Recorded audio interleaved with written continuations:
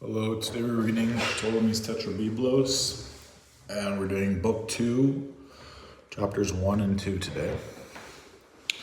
Chapter 1, General Division of the Subject. The great and leading points requiring to be attended to as a necessary means of introduction to the consideration of particular predictions having been succinctly defined, the further parts of the subject, comprehending everything which may tend to facilitate prediction and render it complete, shall now be duly proceeded in, and at the same time, care shall be taken to confine the whole doctrine within the limits of natural reason. The foreknowledge to be acquired by means of astrology is to be regarded in two great and principal divisions. The first, which may be properly called general or universal, concerns entire nations, countries, or cities, and the second, denominated particular or genethliacal, relates to men individually.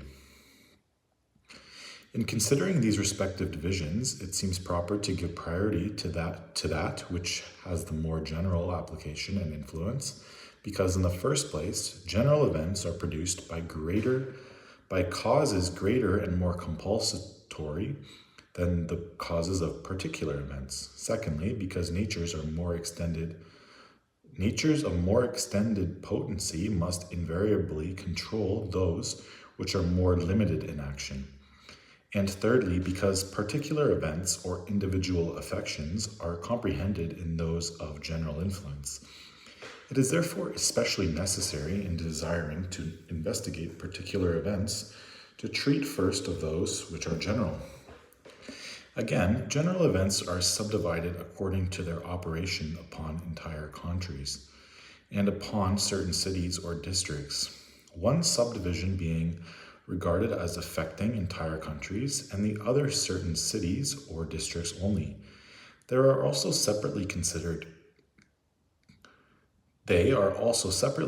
according to the causes by which they are produced: war, pestilence, famine, earthquakes, inundations, and other similar visitations being dependent on such greater and more important causes as arise only after considerable periods, while slighter causes arising more frequently have reference only to the revolution of the seasons, their greater or less variation in cold and heat, the severity or mildness of the weather, the occasional abundance or scarcity of provisions, and other like occurrences.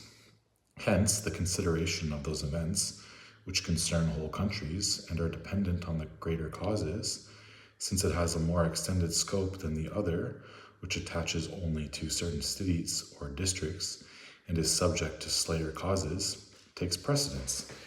And for its due investigation, two essential points are to be attended to. The first is the appropriate familiarity of the zodiacal signs and the fixed stars with the several regions which may be concerned. And the second comprises the indications occasionally arising of those parts of the heavens where such familiarity is found. For instance, the eclipses of the sun and moon, and such transits as may be made by the planets when matutine and in their respective stations. The nature of the sympathy between these things must, however, be explained first, and a brief description will therefore be given of the chief peculiarities observable in whole nations in regard to their manners and customs, as well to their bodily formation and temperament, considered agreeably to their familiarity with those stars and signs whence the natural cause of their peculiarities duly proceeds. Chapter 2, Peculiarities observable throughout every entire climate. The peculiarities of all nations are distinguished according to the entire parallels and entire angles, and by their situation with regard to the sun and the ecliptic.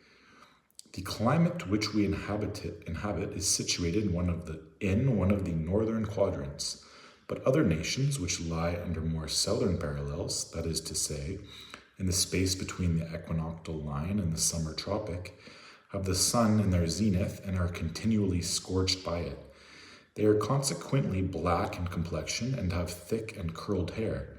They are, moreover, ugly in person, of contrasted stature, hot in disposition, and fierce in manners, in consequence of the incessant heat to which they are exposed, and they are called by the common name of Ethiopians.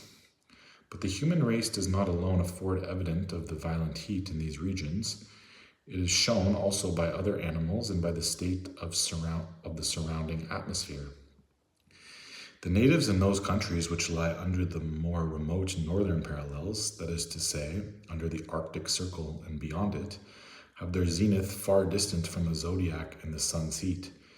Their constitutions, therefore, abound in cold, and are also highly imbued with moisture, which is in itself a most nutritive quality, and in these latitudes is not exhausted by heat. Hence they are fair in complexion, with straight hair, of large bodies, and full stature. They are cold in disposition and wild in manners, owing to the constant cold.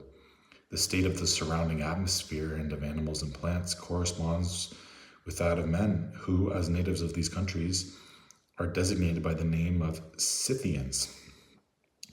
The nations situated between the summer tropic and the Arctic Circle, having the meridian sun neither in their zenith nor yet far remote from it, enjoy a temperated atmosphere. This favorable temperature, however, still undergoes variation and changes alternatively from heat to cold, but the variation is never vast nor violent. The people who enjoy this kindly atmosphere are consequently of proportionate stature and complexion and of good natural disposition. They live not in a state of dispersion, but dwell together in societies and are civilized in their habits. Among the nations comprehended in this division, those verging towards the south are more industrious and ingenious than the others, and more adapted to the sciences.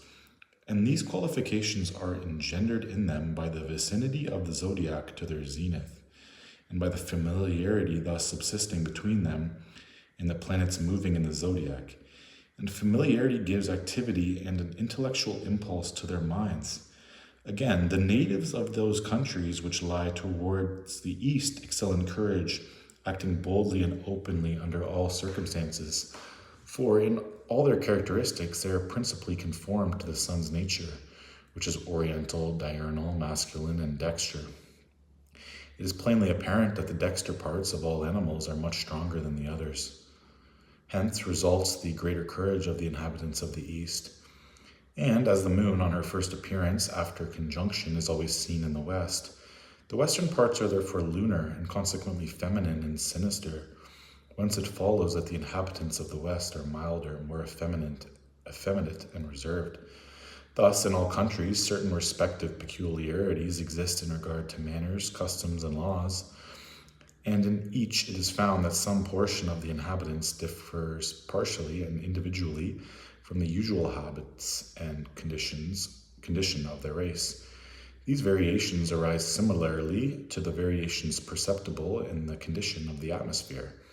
As in all countries, the general state of whose atmosphere may be either hot or cold or temperate, certain districts are found to possess a particular temperature of their own, and to be more or less hot or cold, or being more or less elevated than the general face of the country.